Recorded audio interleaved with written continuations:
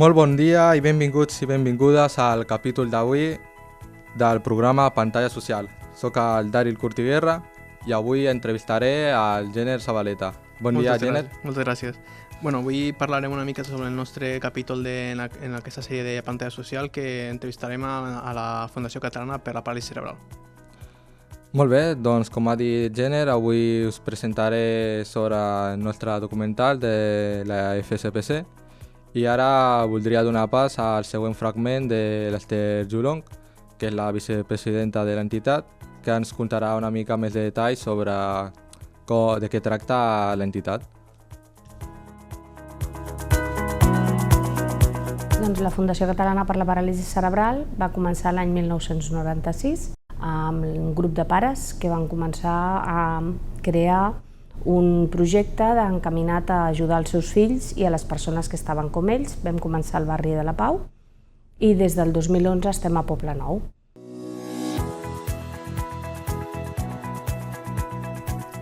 Bueno, per començar, primer de tot, si et sembla bé, Jenner, et volia preguntar de com va ser aquesta recerca d'informació, si vau tenir clar quina fundació triar, la idea principal, si vau tenir problemes per contactar amb ells. Sí, al principi teníem la idea d'entrevistar una altra associació, però que també tenia un tema bastant interessant per a Pantalla Social, però per problemes d'agenda no es van poder aconseguir acordar una fetge exacta, una data exacta per a l'entrevista. Però igualment amb la Fundació per la Paràlisi Cerebral, amb la FCPC, crec que estem molt contents amb el resultat que hem tingut i va ser molt fàcil al final con la comunicació amb ells. Sí, el que dius em sembla correcte, ja que és veritat que els primers dies, quan vam pensar en la preproducció, per dir-ho d'una manera, ens va costar triar quina fundació fer, ja que molts ens deien que no o perquè tenien problemes d'agenda, com vas dir. I bueno, volia preguntar sobre quins són els reptes que enfronten aquestes persones que pateixen paràlisi cerebral en el seu dia a dia. Al final, el que m'ha après amb l'Ester Julong en aquell dia durant l'entrevista va ser que en general els problemes que tenen principals són temes de mobilitat. Com molts tenen que portar un vehicle especialitzat per a poder moure's, el fet d'arribar a entrar dins del metro o accedir al bus és una feina bastant complicada per a ells. I una altra cosa és el fet de ser enteses, que a mi tenen problemes a articular o a vocalitzar, llavors moltes vegades no són enteses i els provoca bastanta ansietat. Sí, com vas dir, que aquestes persones sí, que pateixen aquesta paràlisi cerebral i que en el seu dia a dia els hi costa més, doncs aquesta fundació fa un bon paper en ajudar-los a millorar la seva vida, la seva autonomia i fer que puguin tenir una millor seguretat, no? I doncs bé, el que el volia comentar el següent és si a l'hora de fer l'entrevista amb l'Ester Julong, la vicepresidenta, si vau tenir problemes a l'hora de gravar mitjans tècnics o problemes de comunicació amb ella. No, en general la comunicació que vam tenir amb la FCPC i amb Ester va ser molt bona, va ser molt fàcil i no, va ser tot molt senzill. Ens va inclús deixar anar al seu centre que tenen a Poblenou i participar enregistrar una activitat que fan de taller de pintura que està pensada sobretot està pensada per a gent amb paràlisi cerebral. I va ser molt interessant veure com estava organitzada l'activitat per a ells, per a la gent amb paràlisi cerebral, i com estava també el centre també pensat per a que sigui fàcil l'accés per a la gent també amb paràlisi cerebral. Sí, com has dit abans, ha sigut una molt bona experiència quan vam anar a visitar el centre i fer aquests plans recursos per al nostre documental i això. I bueno, també et volia preguntar si era aquesta la primera impressió o experiència que vau tenir, si era el que us esperàveu quan vau anar a aquell lloc. Va ser... no sabia exactament què esperar, però va ser una experiència molt interessant, la veritat. Al final és una cosa que potser no s'ha acostumat a viure. Jo, per la meva part, dins del meu cercle social no tinc cap persona que pateixi paràlisi cerebral, i va ser interessant conèixer certs aspectes de la seva vida o com s'enfronten al dia a dia, sí. Sí, és interessant el que dius. Jo també tampoc tinc algun que coneix que ha sofrit aquesta paràlisi cerebral, i veure a primera mà quan vam anar allà a aquell lloc, la veritat que va ser molt interessant, i com treballen allà i fan la seva feina molt bé i els ajuden a aquestes persones. I bueno, ara volia donar pas al segon fragment de l'Esther Yulong, de com creu que la societat dona la suficient importància a la inclusió social i accessibilitat per a les persones amb paràlisi cerebral. Des de l'any 92, amb els Jocs Paralímpics de Barcelona, cada cop més s'ha notat una sensibilitat social. El que passa és que moltes vegades costa pensar una societat que tingui en compte tothom. Per això nosaltres participem en xarxes de caire federatiu i de confederacions com som COCENFE Catalunya, el COCARMI, que és el Comitè de Persones amb Discapacitat de Catalunya. També som membres de la Junta de la Taula del Tercer Sector, i aleshores el que tractem és de fer la incidència política i la incidència social i comunitària perquè cada cop més el món s'adapti a tothom.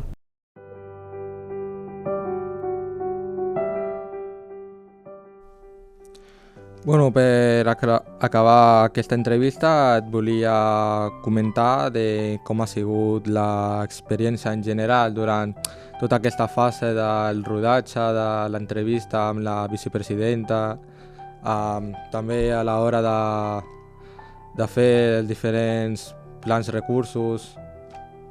Sí, ha sigut tot el trajecte fins aquí ha sigut una experiència molt enriquidora. La FCPC ens ha donat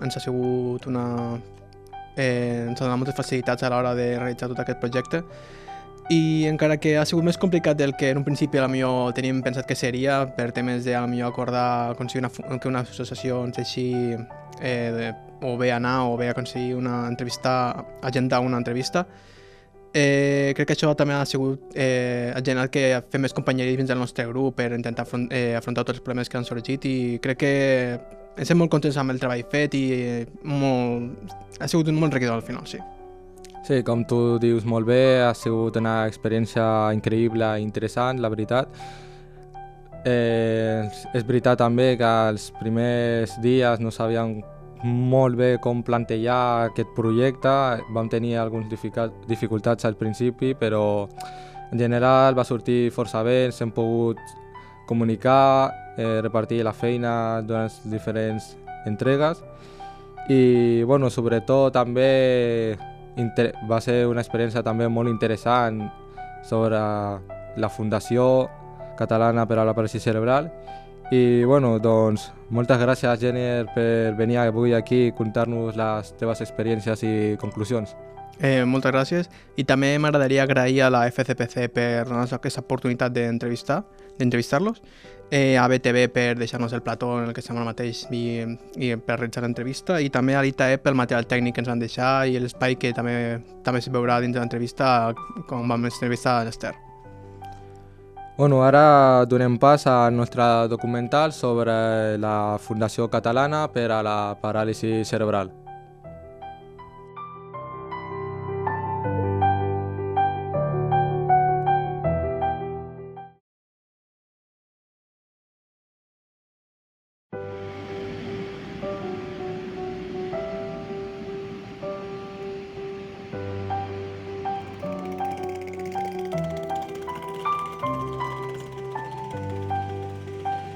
La Fundació Catalana per la Paràlisi Cerebral va començar l'any 1996 amb un grup de pares que van començar a crear un projecte encaminat a ajudar els seus fills i a les persones que estaven com ells. Vam començar al barri de la Pau i des del 2011 estem a Poblenou.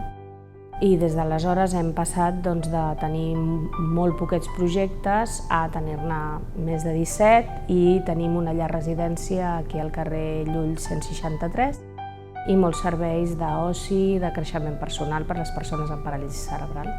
Doncs les persones amb paràlisi cerebral el que principalment tenen és que viuen en un entorn que no està adaptat a les seves necessitats. Aleshores ells poden tenir problemes a l'hora de desplaçar-se, perquè es desplacen amb cadira de rodes manual, amb cadira de rodes elèctrica, amb algun tipus d'escúter, o que quan arriben a un lloc pot haver gent que no els entengui. Aleshores tenen sistemes de comunicació augmentativa que la gent ha de conèixer i que de vegades si no ho coneixen es poden trobar que no es puguin comunicar i que no puguin tenir una vida normalitzada. També tenen dificultats per accedir al mercat de treball i per dur una vida independent. Aleshores, nosaltres intentem posar els mitjans perquè aquestes necessitats d'accessibilitat de l'entorn i d'oportunitat d'una vida independent siguin cada cop més reals. El servei més important que tenim, perquè dura durant tot l'any, és una llar residència que està al carrer Llull, entre Llacuna i Rambla de Poblenou, on aquestes persones canvien la casa de la seva família per aquesta llar. Allà desenvolupen la seva vida amb el màxim d'independència, però també amb aquells suports que necessiten. A banda d'això, també tenim serveis d'oci inclusiu que inclouen des d'infants de 6 anys fins als 18, un altre grup de 18 a 25 anys i després d'adults. I finalment també tenim projectes adreçats al creixement personal en temes de pintura i música, així com serveis per les famílies i també serveis de cara a la societat a la qual volem que se'ls inclogui, que siguin una part activa, i aleshores fem tallers de sensibilització i també tallers de team building, etc., per a empreses per ajudar a que es comprengui què és la paràlisi cerebral, què és la discapacitat i com això també ens enriqueix com a societat. La gran part de professionals que tenim són auxiliars que treballen en l'àmbit de l'atenció a la dependència. Hi ha gent de molt diverses titulacions, però totes són persones que poden donar aquesta atenció en les activitats de la vida diària de les persones amb paràlisi cerebral. Després també tenim persones que tenen la titulació de treball social, de fisioteràpia, de psicoteràpia, d'art teràpia, musicoteràpia i també altres persones que puguin tenir relació amb el món social i amb l'entorn d'inclusió a la comunitat.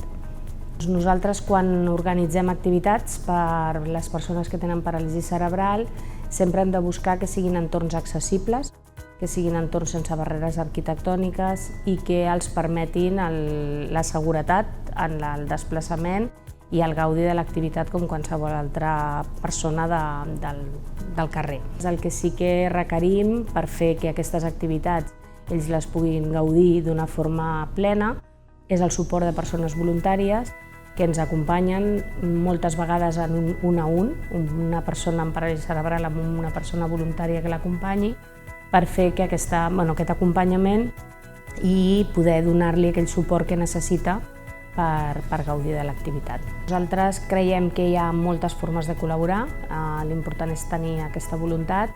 Hi ha persones que participen com a voluntaris, ens donen suport, també hi ha persones que fan pràctiques amb nosaltres per dedicar-se al món social i aprendre com fer-ho. També hi ha gent que participa en campanyes de micromecenatge o de crowdfunding, que això també és important perquè cada ajuda, per petita que sigui, ens serveix per arribar a les nostres finalitats.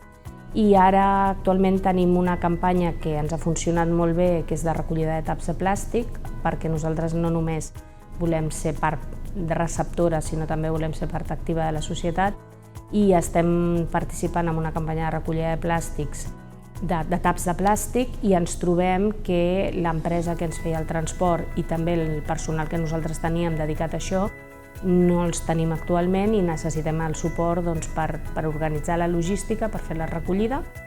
I estem oberts a buscar aliances amb particulars, amb empreses que ens vulguin ajudar, perquè nosaltres els fons que recollim amb aquesta recollida de taps serveixen per finançar el servei de transport perquè les persones amb paràlisi cerebral puguin anar a fer esport. Des de l'any 92, amb els Jocs Paralímpics de Barcelona, cada cop més s'ha notat una sensibilitat social. El que passa és que moltes vegades costa pensar una societat que tingui en compte tothom. Per això nosaltres participem en xarxes de caire federatiu i de confederacions com som COCENFE Catalunya, el COCARMI, que és el Comitè de Persones amb Discapacitat de Catalunya.